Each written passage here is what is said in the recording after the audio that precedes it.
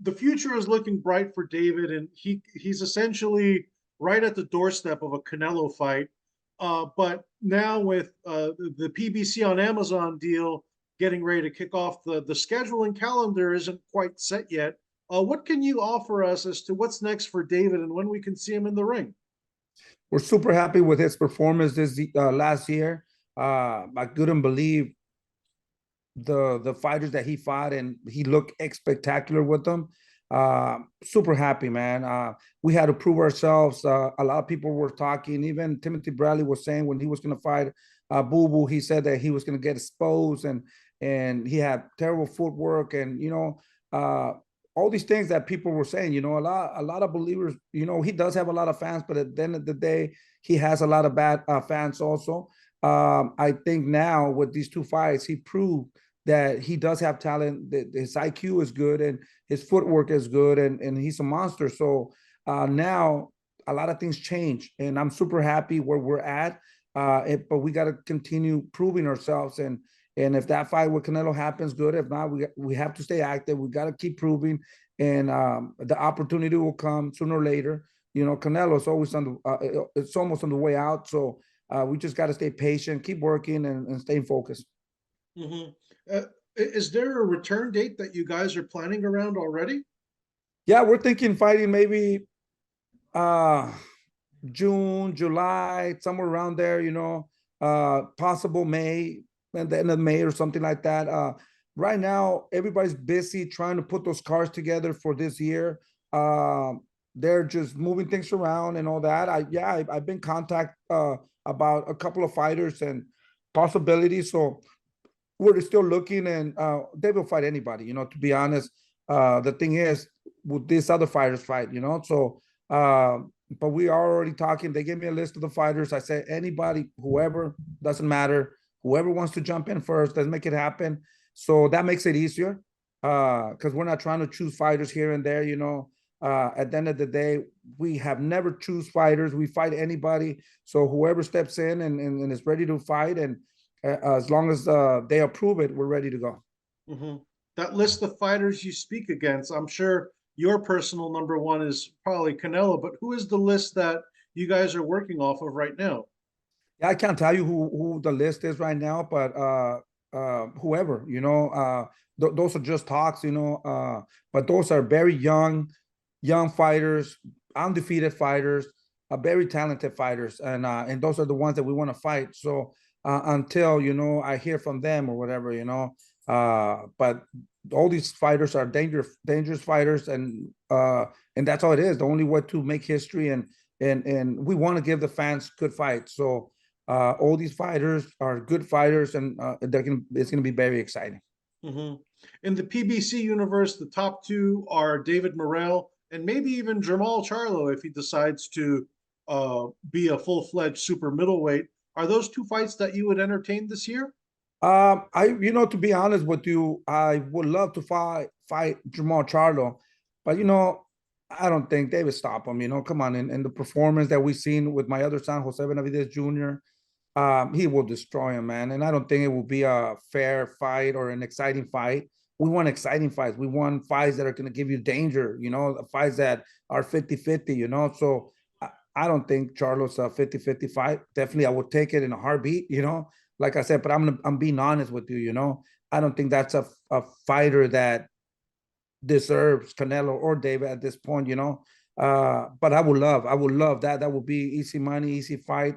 But like I said, we want to give the fans hard fights, good fights, and I don't think fans will be happy with that fight either. So, and the other one's Morrell, the guy that just fought last week, the 168, I forgot his name. He looked spectacular. He's ranked number 2, I believe, Christian Mabili. Yeah, that fucking guy's a monster. He's an animal too. He has like 25 fights, undefeated. He looked great. That's another guy that we would love to fight. That's a dangerous fighter right there. I consider him more dangerous than Morrell. He has more experience. Nobody has helped him. He has climbed the ladder on his own. He has proven himself. So that makes him very dangerous. But I believe that he is more dangerous than Morrell. but either or of these two guys would take him in a heartbeat, no problem. There's another fighter, hopefully Munguia, but there's talks about Canelo wants to fight Munguia or Charlo, but that would be another great fight, you know, that we would love to fight Munguia also, and then see, you know. You saw Jermall up close and personal with your son, Jose. What do you think makes Jermall a beatable fighter at this stage of his career? I don't think he's up there not right now. You know, he had some problems. He came back and he beat my son fair and square. But I don't think he's at that level right now to compete with Canelo or David, you know. Maybe another fight too, you know. He's little by little he's coming back. He's a great champion. I'm a big fan of him, but let's be honest, man. I don't think he's 100% ready. We talk about Canelo. Do you think that fight will happen this year? To be honest with you, I don't think it's going to happen. Canelo does not want anything to do with David. Every time he comes with all the excuses all the time. But look, who he wants to fight. He wants to fight Munguia. He wants to fight Charlo, you know. I mean, he says that David has not fought nobody or this and that. I mean, but at the end of the day, those are just excuses because he doesn't want to fight him. So I don't, to be honest with you, I don't see Canelo fighting David. He'll do anything, or his team will do anything to stay away from David. Yeah, no, there's no, now you've seen, you know, he said that he's the king. He'll do whatever he wants. He'll do whatever he wants with the commissions. I'm just praying to God, you know, that the commissions be fair to everybody. I mean, David's a mandatory, you know. They're supposed to strip him on March, you know, if he didn't get the fight with David. But at the end of the day, politics and all this, man, you know, at the end of the day, there's nothing I can do. We just got to stay humble, stay focused, keep working, and our time will come. What do you think what do you make of the fact that Canelo is embracing a fighter of Jaime Munguia's caliber versus David? Do you think he's kind of going after the easier opponents at this stage of his career, perhaps? Well, of course, you know, he talks a lot of shit about David, that he's not good, that he hasn't done anything in life, but that's the fight that everybody wants to see. But yet, you know, he comes and wants to fight all these guys. You know what Munguia has been doing, you know, in his past 4 fights, he's been looking really bad, you know. He's always hurt. You know, he finds a way to survive and to win the fights. And he has won some fights that he was not supposed to win, you know. They have given them to him, you know. Charlo, he wants to fight Charlo. I just told you about Charlo, you know. I mean, yeah, we'll fight him, but I don't think it will be fair, you know, to fight Charlo at this moment. Those are the fighters that he's looking for. Why doesn't he want to fucking come and face David Benavidez, the monster David Benavidez, you know? And I feel happy about that because at the end of the day, I know he's scared. He doesn't want to face David. Do you think Munguia could beat John Ryder this weekend? You know what? I don't think so. You know, that's a 50-55 in my opinion, you know. I think we might have an upset, you know. Ryder has a heart, man, and he's a 168, a true 168, and he can take a punch, you know. And he showed that he survived there with Canelo. So don't be surprised, you know, if he can win. And I'm going for Ryder to win, because if he wins, if he beats Munguia, then, you know, he wants to fight David. He already said he wants to fight David. So I'm cheering for him to win. So maybe we can make that fight happen. How about Edgar Berlanga? Is that a fight that you would be interested in for David? Yeah, Berlanga's a joke, man. You know, to be honest, you know, he was calling out David for a while. And I thought, yes, let's make it happen. I talked to Keith, his manager, and I told him, hey, listen, let's make that fight happen. I hear that you guys want to make this fight, and let's make it happen. And he told me, no, don't listen to this guy. You know, he's not ready for your son. Your son would destroy Berlanga. So then I just kept it like that, you know. I mean, who I want to fight Berlanga with is Diego Pacheco. I think that would be a great fight, you know. He doesn't even want to fight Diego Pacheco, you know. I think that would be a great fight. And in regards to your son, Jose Jr., he looked competitive in his loss against Charlo. He had some moments there. How do you progress his career moving forward? Well, no, not to make any excuses, but we were supposed to fight at 160. Then they came up and they said they wanted to fight at 165. We agreed to 163. And then when we went there, this guy almost fought at 168, you know. Junior's a warrior, you know, he doesn't care about nothing. He walks at 160. And but once we got there, you know, it was either we fight this guy or you know, take that the chance. You know, Junior took that chance. He did feel that he was heavier than him. He tried his best, but the weight, man, you know, it was just too much weight for him. So I'm super proud of his performance. And I think he did great for a fight at almost 168. He's not a 168.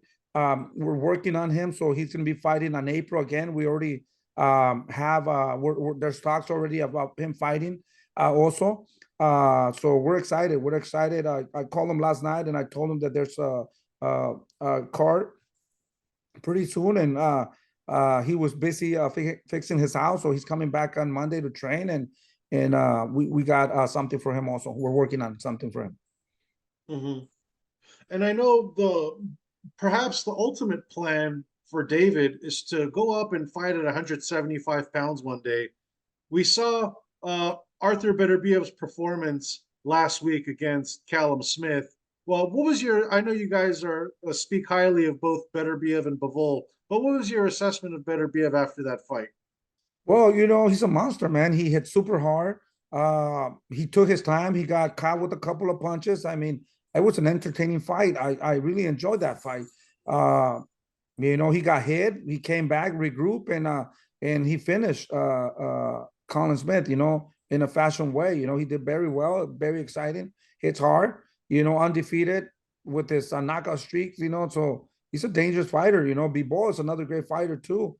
We would love to face any of them, you know. Maybe we can face Zurdo Ramirez at 160. I think he went to cruiserweight now, but we would have loved to fight Zurdo Ramirez at 175 or Bivol or Beterbiev. Those are the most dangerous fight in the business right now. So we are willing to do that or stay at 168, 175. It doesn't really matter to us, you know. We just want to give the people good fights. Looks like Beterbiev Bivol, it's finally happening this year, maybe sometime later this summer. Now that you saw their both recent fights, what is your updated prediction and assessment for that fight? For them to fight, man, it's a 50-50 fight. I don't know. It's exciting. I just saw too that it's already signed. I heard it's a great fight, man. I can't wait. We're gonna see a guy that, you know, beat Canelo, has a little bit more movement, and we have a guy that fucking hits super hard. So it's a great fight, man. Hopefully the winner of that, maybe we can face or whoever loses, because at the end of the day, they're the best at the division, you know. So maybe we can start whoever wins, we can fight that, and hopefully we could get the opportunity to fight the champion, you know. But either or, you know, I think it's great. Those are the fights that people want to see, and I'm super excited for that. I can't wait for them to announce that fight. Mm-hmm. Another fight that is getting the people's attention, perhaps as a dream fight, Canelo versus Terence Crawford. Do you think that fight is something that could happen? And who do you think wins that fight? I mean, this Canelo camp, Canelo team, Canelo era turned into a circus, man, to be honest with you, man. I mean, true 168, the king, the face of boxing, you know, trying to fight 154s, 147s, 160s, you know, that's ridiculous, man. Imagine if we were doing that, you know, try to fight the little guys, you know. Imagine us try to fight Terence Crawford. Come on, bro. It's a little guy, man. You know, come on. You know, he's good. My respects to Terence Crawford, but these guys are too big, man. You know, they're I mean, it's a circus, man. To me, when I hear things like that, I just, man, that's not good for boxing, man. To be honest with you, and especially the face of boxing, the pound for pound king, trying to fight these little guys, you know. I mean, I don't think that's cool. That's why we have all his fans now. All the fans are coming to David, you know, and now they know that they're scared of David, you know. Little by little, after the Boo Boo fight, David gained so many fans, and he's showing and proven, you know, that he wants to make history. In order to make history and people give you the respect, that's what you got to do. You got to fight your own size, you know, or maybe a little bit bigger. And that's why he's getting criticized a lot by the champions and trainers, world champions and world trainers. But he doesn't give a fuck, you know, he don't care. So he just wants to make money. So to me, it's just a circus, man. Circus aside, but do you think Crawford could beat him? No, there's no way, man. You know, No. there's no way, you know, that Crawford's a great fighter, very intelligent, really good. But come on, that we're gonna see something that we saw. We're gonna see the same thing as Charlo and Canelo, you know. I think Charlo should fight Terence Crawford. That would be a great fight. You know, that's more even. You know, that would be an exciting fight. But the same thing would happen, you know. It's just too much weight, man. There's no way, you know. There's no way. Let's talk about another fight on the boxing calendar that's coming up. Tyson Fury versus Alexander Usyk for the undisputed heavyweight title fight. Um, you're a world-class trainer, Jose. I'm curious as to how you would train these guys, especially coming off Fury's most latest performance, looking shaky against Ngannou, and Usyk's performance, where he had that borderline body shot that everyone started arguing about if it was a knockdown or not. But of course, he put away Dubois. Yeah, you know what? I think Tyson Fury, you know, didn't really take things very serious because, you know, fight a guy, you know, that is not even a boxer, you know. I think he underestimated him, you know, and he got hit. I think he got hit and he got dropped, you know, it was a legit hit and he made that guy look really good because I didn't think he took things serious. With Usyk, he is going to take things serious. He's going to train hard. I'm a big fan of Tyson Fury. I'm a big fan of Usyk. Uh, Usyk is like a little Lomachenko, you know, angles, throws a lot of punches, and he's a very entertaining fighter and a really good fighter. I love the Gypsy King. You know, he's another great guy that, you know, has fun in there and makes me laugh, and he's a good fighter too. So I think now it's a great fight, man. I think both of them, whoever comes more prepared and takes things a little bit more serious, is the one that's gonna look more impressive.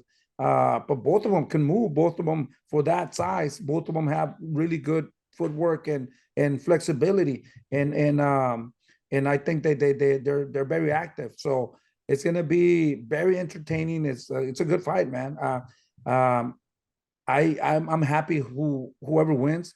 There's no loser here because at the end of the day, they're great fighters, man. But it's gonna be entertaining. Tyson Fury, he's trained by Sugar Hill Stewart. If you were a trainer in Tyson Fury's team, what would you be working on in this fight? You know, that would be super hard. I have no idea. I don't know. I never even met this guy, you know. So for me to train him, you know, he will have to come to my gym and see what he does and then try to adapt to what he does. There's nothing at this level that you can change or do. You just have to adjust, make little adjustments at the end of the day, because if you try to change somebody at this level, the only thing that you can do is kind of ruin them. I think, you know, it's so hard because, you know, these heavyweights are they've been doing this all his life. I think now the most important thing to do with the only thing that I would do with these guys, keep them in shape, condition. That's when you have condition, you do things that you didn't even know you could do. So the biggest thing for this fight, I would say, condition, and keep working on what they've been working on with this team, you know, and try not to change a lot of things, because at the end of the day, every fighter is different, and whatever you do outside is different once you're inside. So the most important thing for this fight for both of them will be condition and staying focused. Mm-hmm. How would you try to build the confidence of a fighter? Tyson Fury obviously didn't look good, came very close to losing that fight, got dropped. How do you build the confidence of a Tyson Fury? Yeah, that's what I'm saying. The best way that I could build the confidence is will make them happy every day. Try to find ways to motivate them, you know, and condition, and boom. Just have a lot of fun, man. Just have a lot of fun.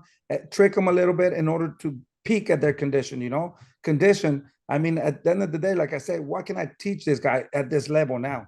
They've been boxing all their life, you know. This is one of the biggest fight in their careers. The only thing they got to come in 100% in shape, you know, and they already have when you get them 100% in shape, like I said, they'll do things that they don't even know they could do, you know, with good shape. So I think that would be the best thing that I would do, you know, just focus on making them happy, no injuries, and just get 100% in shape, 100% in shape, and he will do a lot of good things. How about Fury, who's also been susceptible to knockdowns? Wilder dropped him several times. Again, he got dropped by Ngannou. He's been dropped several times early on in his career, but he always gets up. He always finds a way to win. With Usyk, like you said, he's the bigger Lomachenko type fighter, very technical, highly skilled. If he gets Fury there with good angles and good punches, perhaps he could hurt him again. How could Tyson Fury improve his defense to not be knocked down or knocked out? That's what I'm saying. Yeah, for sure. I'm gonna go back to the same thing. Condition, man. Like I said, Usyk is moving. You gotta match his speed. You gotta match his footwork, in order, like dancing, trying to move together with the angles and trying to move forward, back, kind of that. So for that, you're gonna need a lot of condition. So that's what I'm saying. Yeah, he got dropped a lot of times, but at the end of the day, it's condition. Like I said, it's going to be exciting, man. And all those questions I cannot answer because, at the end of the day, I don't even know both of them. Like I said, I watch them and see what they do, but I don't know. Everybody has problems. Everybody goes through a lot of frustrations, but if they can focus and lock in to a good camp and stay focused, man, both of them are very dangerous. Whoever does that, I think has the edge to become a successful and win. The one that locks in and stays in camp and stays focused 100%, man, you're going to see a big, big difference. You as a fan, the prediction, how do you see it unfolding? I'm going to have to go with Usyk a little bit, maybe 60-40, because the way he moves, the way that he throws angles, and he's been looking very impressive. So I'm gonna have to go with Usyk a little bit, but anything can happen. Mm-hmm. And before we leave Jose, I want to go back to David. A lot of the awards this year, with the Fighter of the Year awards, he was, I believe, shortlisted but didn't win. Some of the top 10 pound for pound lists, they have him right around towards the end. Some of them don't have him towards the end. What do you think David needs to do in 2024 to get the respect universally of all of the boxing public and the fans as well? So easy, man. We got to stay focused. We got to stay hungry. We, at the end of the day, we don't really care about that. I was nominated for also Trainer of the Year. I'm super happy, bro, just to be next to all these legends, bro. To be honest, I'm more than happy. I know, I don't know if they put the results. I know I'm not going to win, but just being there, man, and seeing my son being in top of the list already there, to us, it means a lot. We got to keep working hard. We got to stay dedicated, making sacrifices and staying focused. We're already there. We're there. We just got to keep it up and to get to the top. And once we get to the top, we got to maintain. And like I said, we're honored to be next to all these champions. And little by little, we're getting to be known. And little by little, we get more fans. And that's what it is, patience, and keep staying focused. Absolutely. Well, looking forward to seeing what 2024 has in store for you and the family, Jose, your two sons, David Benavidez, Jose Jr., yourself as a trainer and coach with your sons, Cyborg, Diego Pacheco, the list goes on. So looking forward to seeing more and more in 2024 and another strong year. No, for sure, man. We had a great year. We had David beating Caleb Plant, Boo Boo. Boo Boo was a very, I was very nervous for that fight. He a two-time Olympian, two-time world champion. This was his fight to prove himself. And I was a little nervous. Thank God David took care of business and did very well. Junior, super proud with his performance. Diego Pacheco did a spectacular also in that year. Jose Benavidez finished with the big knockout of the year. So Cyborg now. So we're super excited, working hard and trying to make a better year this year, better than last year. And I had a great year last year.